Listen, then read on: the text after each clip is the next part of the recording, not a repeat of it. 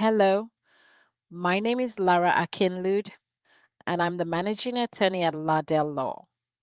If you're planning an E2 visa or you're already in the process, there's one question I hear all the time, especially from entrepreneurs and startup founders.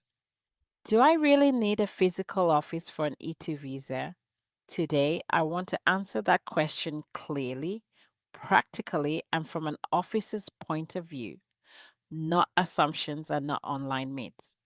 The short answer is not every E2 business requires a traditional office, but every E2 business must show a real operating presence.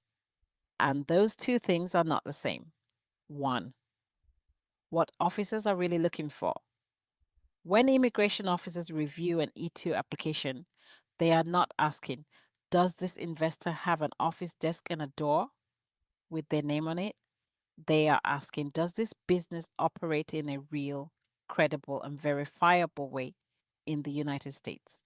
So the focus is on function, not form. Two, when a physical office is usually required.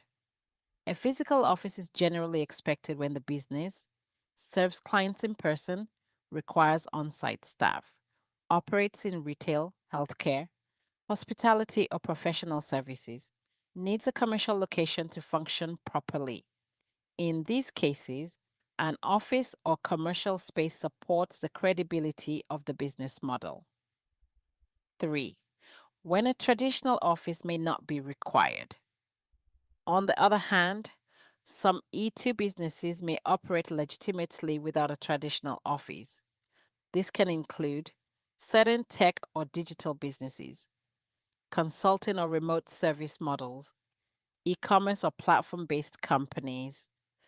However, and this is very important, working from home alone is rarely sufficient unless it is carefully structured and clearly justified. Officers will want to see a legitimate US business address, evidence of operations, contracts, systems, and infrastructure in place, a model that makes commercial sense. 4. Common mistakes. Investors make one common mistake is assuming that a virtual office automatically solves the issue, or a home address requires no explanation. Neither assumption is safe. Officers assess whether the setup matches the business model, reflects real operational activity, supports growth and job creation. If the setup looks like it exists only for immigration purposes, that can lead to refusal. 5. Strategy matters more than space. There is no single rule that applies to every E2 case.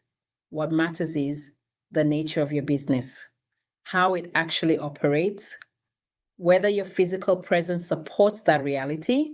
This is why E2 cases must be strategically structured, not copied from templates. So, do you need a physical office for an E2 visa? Sometimes yes, sometimes no, but it must always make business sense and immigration sense. If you're unsure whether your current setup is sufficient or you're planning your E2 structure and want to avoid costly mistakes, speaking with an experienced E2 attorney early can make all the difference. At Larhdel Law, we help investors align their business model with how officers actually review E2 applications. If you'd like tailored guidance on your specific situation, you're welcome to schedule a consultation with our team, and we'll walk through your options carefully and strategically. Thank you for watching, and I look forward to helping you move forward with clarity and confidence.